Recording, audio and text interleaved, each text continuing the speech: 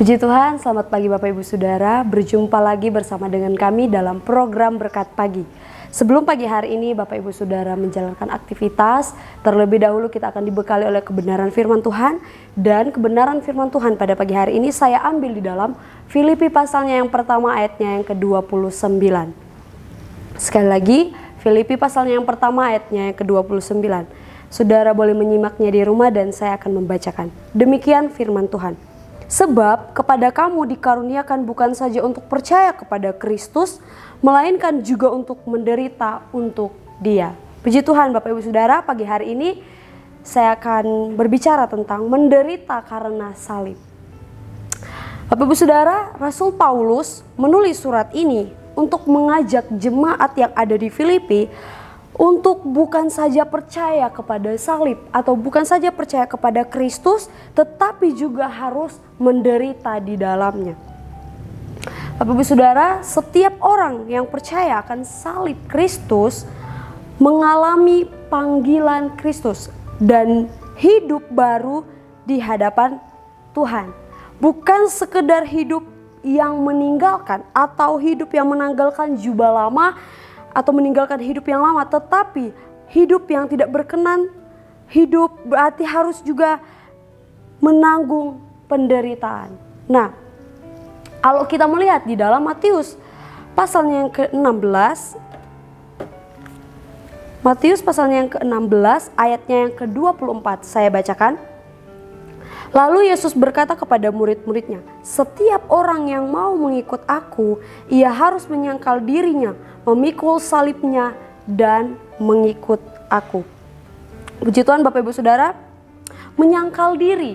Di sini dikatakan setiap orang yang mau mengikut Kristus atau mengikut Yesus harus menyangkal dirinya. Yang artinya tidak mementingkan diri sendiri atau tidak memikirkan kepentingan pribadinya sendiri, melainkan mau menjadi pribadi yang sepenuhnya mengabdikan diri atau menghambakan diri kepada Kristus.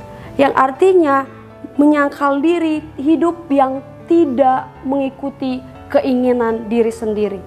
Amin Bapak Ibu Saudara. Orang percaya bukan saja dituntut untuk percaya, tetapi harus juga menderita di dalamnya.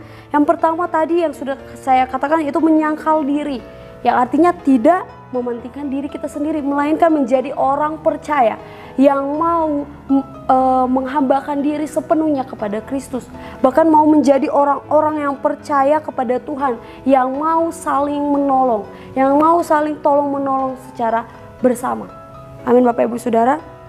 Yang kedua di situ ada kata memikul salib, yang artinya harus bersedia menghadapi berbagai macam masalah, cobaan, pergumulan, bahkan penderitaan di tengah-tengah kita mengikut Kristus.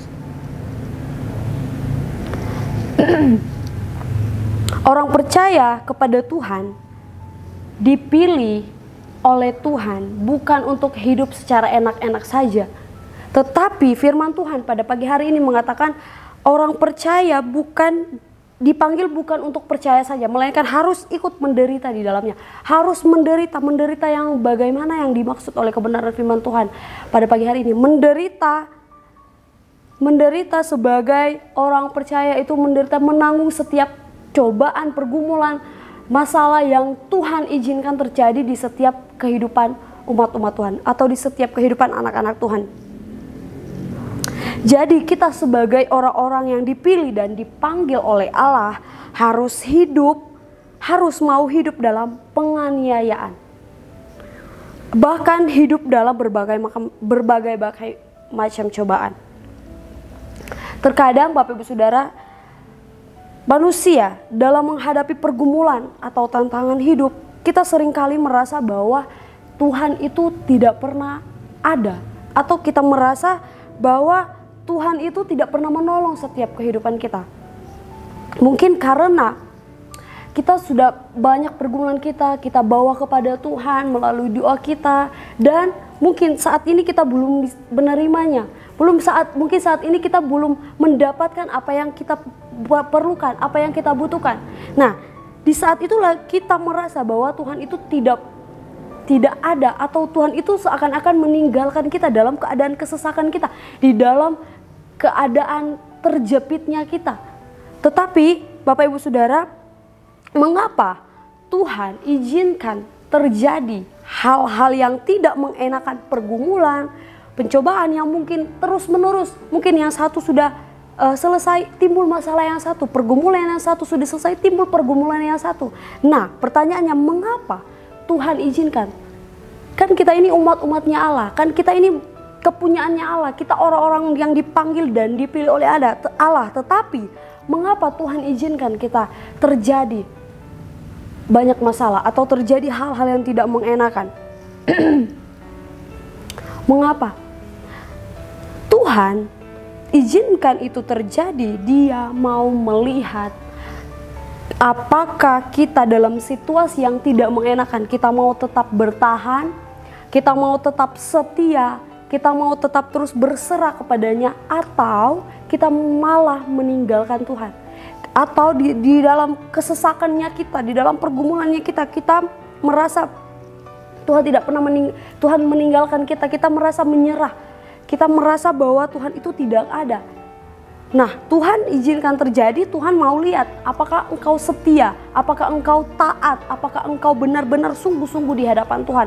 Makanya Tuhan izinkan terjadi, makanya Tuhan izinkan hal-hal yang tidak mengenakan terjadi di setiap kehidupan umat-umat Tuhan.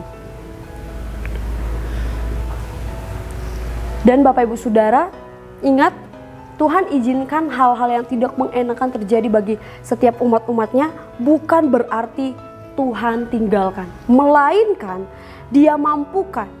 Dengan apa? Dengan Roh Kudus-Nya. Dia taruh di dalam setiap kehidupan kita, Dia taruh di dalam setiap hati kita, biar dalam keadaan yang terjepit sekalipun kita tetap Tetap kuat.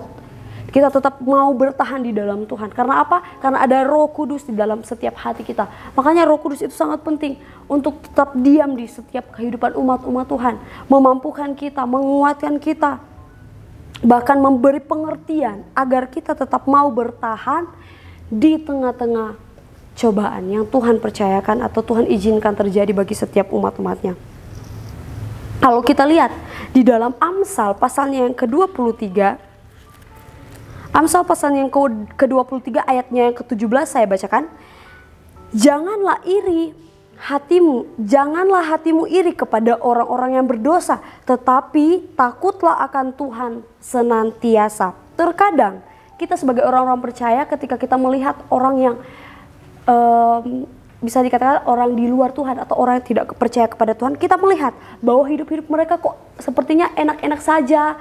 Sepertinya hidup mereka tuh tidak ada masalah, tidak ada pergumulan, atau tidak ada hal-hal, pokoknya enak-enak saja kehidupan mereka. Nah, mungkin kita merasa iri, kita lihat, kita merasa bahwa kita ini sudah setia kepada Tuhan, kita ini sudah mengabdikan diri kita kepada Tuhan, kita sudah melayani, kita sudah banyak berkorban, kita sudah yang banyak yang kita beri kepada Tuhan. Tetapi kita menjadi iri kepada orang-orang yang tidak mengenal Allah. Mungkin kehidupan mereka terlihat enak-enak saja. Tetapi firman Tuhan di dalam Amsal ini dikatakan, janganlah hatimu iri kepada orang-orang berdosa. Nah, seperti yang saya katakan tadi, Tuhan percayakan terjadi, Tuhan percayakan pergumulan itu dalam kehidupan kita karena Tuhan tahu kita semua mampu. Amin Bapak Ibu Saudara. Tidak mungkin Tuhan berikan satu cobaan kalau Tuhan tahu kita tidak mampu. Tuhan tahu kita mampu menghadapi semua itu. Makanya firman Tuhan bilang, kita jangan iri. Mungkin kita lihat, kehidupan mereka enak-enak saja, kok kehidupan mereka begitu-begitu saja, tetapi tetap terus diberkati oleh Tuhan. Kok saya sudah melayani, saya sudah bekerja, saya sudah berjuang, saya sudah banyak saya korbankan untuk Tuhan, kok saya begini-begini saja. Malah semakin hari saya semakin kesusahan, malah semakin hari makin saya tertekan. Di tengah-tengah kita mengiring Tuhan. Dan percayalah Bapak Ibu Saudara, Tuhan yang izinkan, Tuhan yang akan menguatkan, Tuhan yang akan memampukan setiap kehidupan kita. Jangan pernah berpikir bahwa Tuhan izinkan terjadi sesuatu hal yang tidak mengenakan, Tuhan itu tidak sayang, Tuhan itu mencoba untuk membiarkan kita. Tidak, melainkan Tuhan mau memampukan setiap kehidupan kita. Makanya Dia taruh Roh Kudus-Nya di dalam setiap hati kita, di dalam setiap kehidupan kita untuk menguatkan, memampukan setiap kehidupan saya dan Bapak Ibu Saudara. Kita perlu ingat, dan tanamkan di dalam hidup kita, yaitu hidup di dalam Kristus adalah hidup yang selalu bersahabat dengan berbagai macam penderitaan atau cobaan. Mengapa demikian? Karena Matius 16 ayat 24 yang sudah kita bacakan tadi dikatakan, setiap orang yang mau mengikut Kristus, setiap orang yang mau mengikuti Yesus harus menyangkal dirinya, bahkan memikul salibnya. Mengikuti Yesus seperti seperti Ibu Gembala katakan pada hari Minggu kemarin, mengikuti Yesus bukan karena kita mau mendapatkan atau mengharapkan sesuatu, melainkan mengikuti Yesus kita juga berarti harus siap menderita. Amin Bapak Ibu Saudara. Biar kiranya kita tetap dalam keadaan apapun, dalam susah maupun senang, dalam pengiringan kita kepada Tuhan, kita tetap harus kita ingat dan perlu tanamkan dalam setiap kehidupan kita bahwa Tuhan sanggup melakukan segala sesuatu. Tuhan sanggup melakukan segala perkara, asalkan setiap umat-umatnya atau setiap kita tetap terus berserah kepada Tuhan, berserah penuh mengandalkan kekuatannya Tuhan, bukan mengandalkan kekuatan diri kita sendiri sebagai manusia. Karena kalau kita mengandalkan kekuatan kita sebagai manusia, kita tidak akan mampu. Tetapi kalau kita mau tetap terus berserah kepada Tuhan dan mengandalkan Tuhan, Tuhan tidak akan pernah membiarkan setiap kehidupan kita semua, setiap kehidupan saya dan Bapak Ibu Saudara yang ada di rumah.